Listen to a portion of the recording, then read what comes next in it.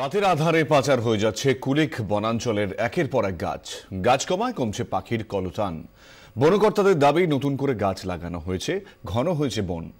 খাতায় কলমে দাবি সপক্ষে প্রমাণ থাকলেও বাস্তব কিন্তু বলছে ভিন্ন কথা।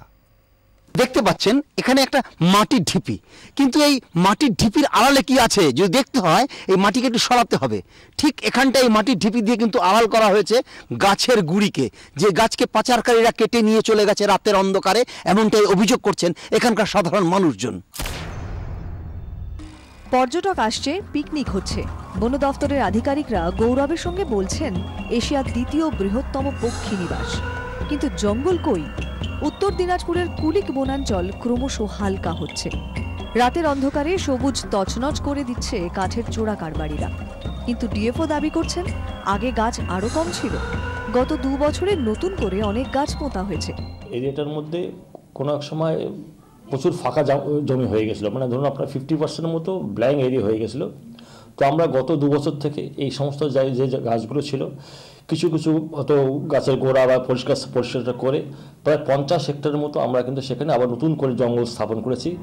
খাতায় কলমে হয়তো নতুন করে গাছ রোপণের কথা লেখা আছে, কিন্তু জঙ্গল বলছে অন্য কথা।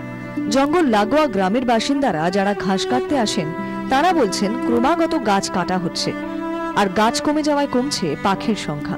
গাছ অনেক কমে গেছে, ফাঁকা হয়ে গেছে, ডালপাত কিছু থাকতে দিচ্ছে না, সম্পূর্ণ রাতের বেলায় ওরা নিয়ে চলে যাচ্ছে।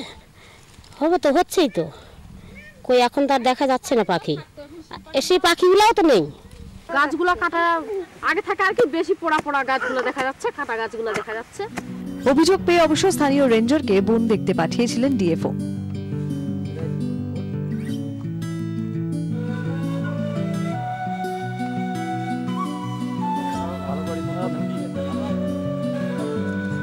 তিনি দেখলেন, মানলেন গাছ কাটা হয়েছে, কিন্তু ব্যবস্থা কি নেওয়া হবে? কারণ চোরা চক্রের শিকড় যে গভীরে। জঙ্গলে যাতে গাড়ি ঢুকতে না পারে সেজন্য পরিখা কাটা হয়েছিল। সেই পরিখায় মাটি ফেলে ট্রাক্টর যাতায়াতের ব্যবস্থা করা হয়েছে, যাতে রাতের অন্ধকারে অনায়াসে গাছ কেটে নিয়ে উধাও হয়ে যাওয়া যায়। সেই পরীক্ষারই এই জায়গাটায় এসে কিন্তু বালির বস্তা এবং মাটি দিয়ে রাস্তা করা আছে, যেখানে ট্রাক্টর ঢোকার ছাপ পরিষ্কার দেখা যাচ্ছে। এবং মানুষজন যেটা বলছেন যে সম্ভবত এখান দিয়েই চোরা কারবারিরা এই বনাঞ্চল যে কাঠ চুরি হচ্ছে সেই কাঠ রাতের অন্ধকারে পাচার করে। ডিএফও বলছেন 321 একরের বন, চারিদিক খোলা, চোরেরা সুযোগ নিতেই পারে। তাহলে সবুজ বন কি ধূসর হয়ে যাবে? পক্ষী নিবাসে কি ক্রমশ পাখিদের আনাগোনা বন্ধ হয়ে যাবে?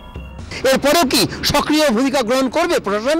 যার উত্তর কিন্তু এখনো মেলেনি। 24 ঘন্টার জন্য ক্যামেরা দিবাকরের সঙ্গে ভবানন্দ, উত্তর দিনাজপুর।